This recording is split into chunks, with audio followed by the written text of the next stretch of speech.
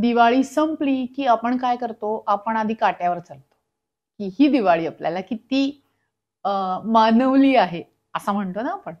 तर या गोष्टींमध्ये 2 गोष्टींचा विचार करायचा आपल्याला, की जर आपलं वजन वाढलेलं असेल, दिवाळीच्या आधी आणि दिवाळीच्या नंतरचा जो फरक आहे, तो जर का आपलं वजन वाढलेलं आहे असं दाखवत असेल, तर जो काही फराळ शिल्लक आहे, तो आपल्यासाठी नाही. मग कोणासाठी आहे? तर ज्यांचं वजन वाढलेलं नाहीये, ज्यांनी व्यवस्थित प्रमाणात खाल्लंय किंवा आपले आजूबाजूला काही गरीब लोक मुलं असतात किंवा आपल्या कामवाल्या बायका असतात, की ज्यांची शारीरिक मेहनत आहे, ते पचवू शकतात. तिथे देऊन टाका म्हणजे पुढचा विषय संपवून टाकायचा. पण जर आपलं वजन वाढलं नाही, आपण मेंटेन करतोय, तर मात्र एखादा पदार्थ चालू शकतो. असं एक संपेपर्यंत करू शकता तुम्ही. ओके? तर ही पहिली गोष्ट.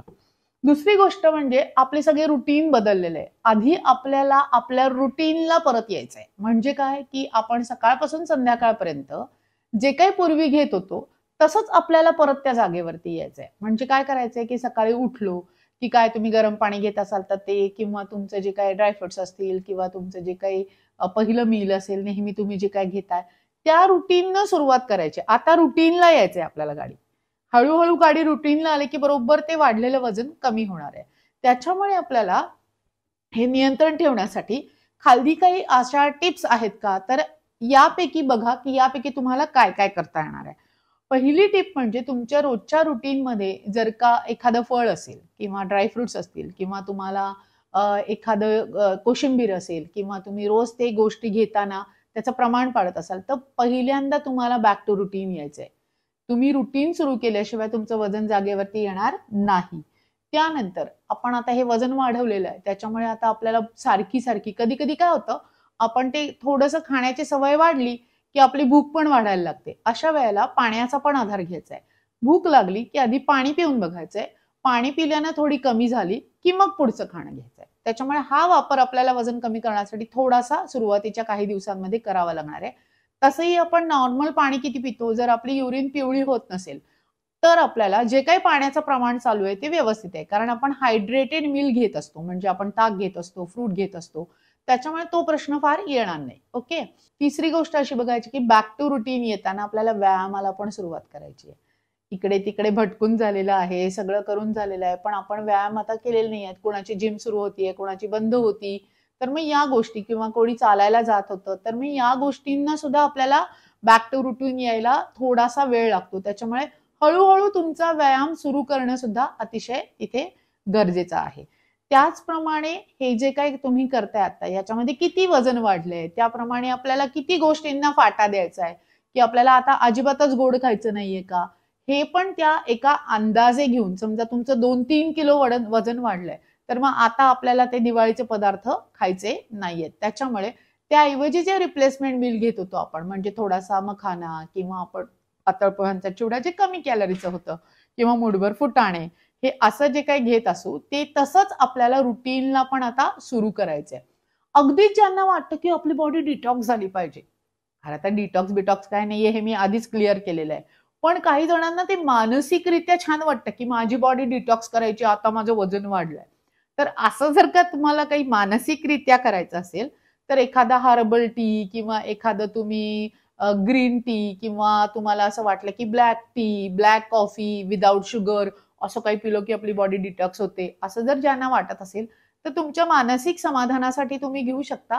कारण थोडं अमाऊंट ऑफ हायड्रेशन त्याच्यामुळे पण आपलं मेंटेन होतं. थोडंसं गरम पाणी पोटात गेलं की अजून थोडी भूक पण कमी होते. त्याच्यामुळे अशा प्रकारचा टी तुम्ही काळा पिवळा, निळा पिवळा काय जे असेल तुमचा टी, तो तुम्ही चालू ठेवा. थोडे दिवसांसाठी चालू ठेवला तरी चालणार आहे. ओके. मग हे सगळं करताना मी जसं आता म्हटलं की आपल्याला सगळ्या गोष्टी रुटीन, बॅक टू रुटीन यायच्यात. त्याचप्रमाणे आपलं जे काही खाणं आहे ते पण आपल्याला रुटीनला बॅक आणायचंय.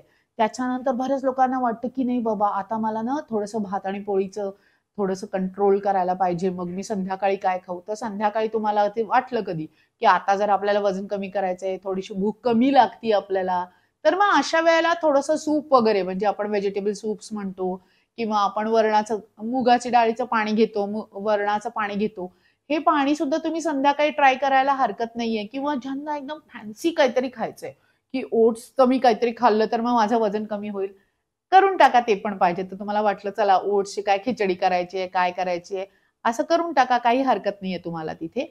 फक्त आपल्याला तेलकट आणि गोड हे पदार्थ आणि तळलेले हे पदार्थ जे आपण सुरू ठेवले होते दिवाळीमध्ये, ते मात्र आपल्याला कंप्लीट बंद करायचे जर आपलं 2 ते 3 किलोच्या वरती वजन वाढलेलं असेल तर.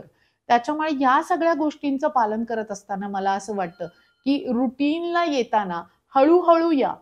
एकदम सगळ्या गोष्टी बदलण्याचा प्रयत्न केलात तर कुठेतरी परत फसाल. त्याच्यामुळे सुरुवातीला आधी व्यायामाचं रुटीन सुरू करा, की म्हणजे आपल्याला त्या कॅलरीज बर्न करायला मिळेल.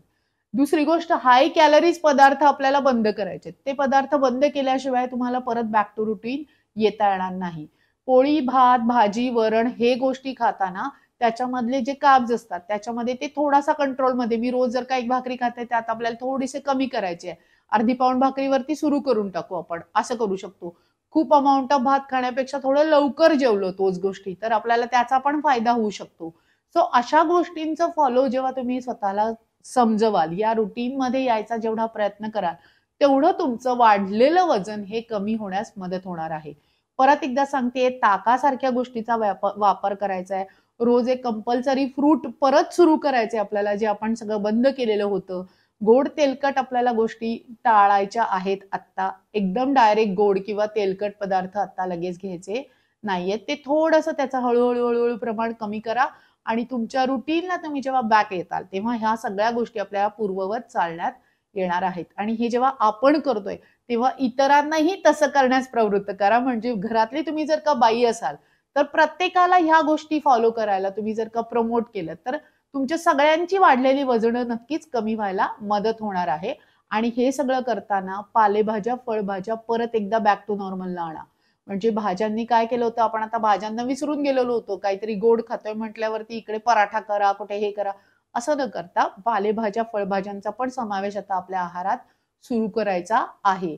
ताकाचं प्रमाण पण आपल्याला थोडंसं वाढवलं तरी चालणार आहे.